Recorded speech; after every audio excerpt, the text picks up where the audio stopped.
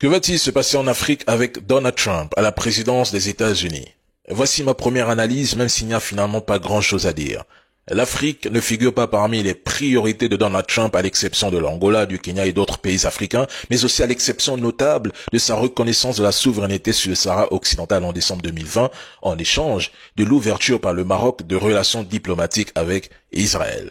Peut-être la réélection de Donald Trump favorisera la consécration de la marocanité de Sahara. Maintenant, lors de sa campagne électorale, il n'a pas une seule fois mentionné l'Afrique, contrairement à Kamala Harris, qui en avait fait un axe prioritaire pour poursuivre les initiatives amorcées par Joe Biden.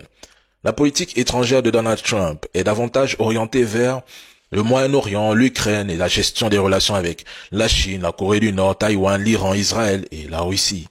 Son discours America First s'accompagnait de pressions à peine voilées envers les pays africains lors des votes internationaux, menaçant ceux qui ne soutiendraient pas directement les positions américaines. Donald Trump avait même envisagé de réduire l'aide américaine aux pays africains, mais le Congrès s'y est opposé, maintenant ainsi les initiatives clés et les budgets destinés au continent. Cependant, son approche idéologique pourrait convenir à certains dirigeants africains réticents à la promotion des droits LGBTQ+.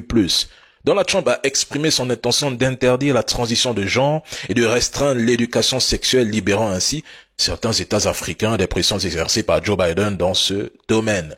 En ce qui concerne AFRICOM, Donald Trump ne retirera pas les bases militaires américaines d'Afrique. Toutefois, lors de son premier mandat, rétablissons la vérité parce que les gens oublient très vite, Donald Trump avait envisagé de réduire les effectifs présents au Niger et la fermeture de la base près de Niamey avait même été évoquée.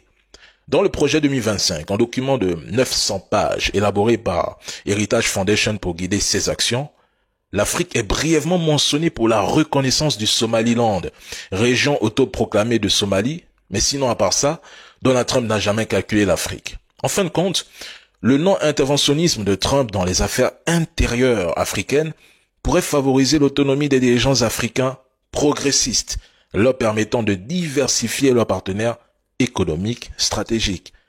À moins d'un revirement inattendu de sa part, ce que je viens de dire, c'est le scénario qui pourrait se profiler pour l'Afrique sous Donald Trump.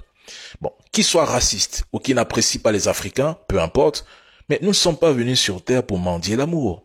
Et si vous souhaitez voyager, les États-Unis ne sont pas la seule option dans le monde. Pour moi, qu'il aime ou non l'Afrique, c'est un faux débat. Au lieu de se concentrer sur notre propre développement, on perd du temps à se demander si Donald Trump nous aime ou pas. Mais il n'est pas notre Dieu. On n'a pas besoin de lui pour vivre ou pour survivre. On n'a pas besoin de son amour.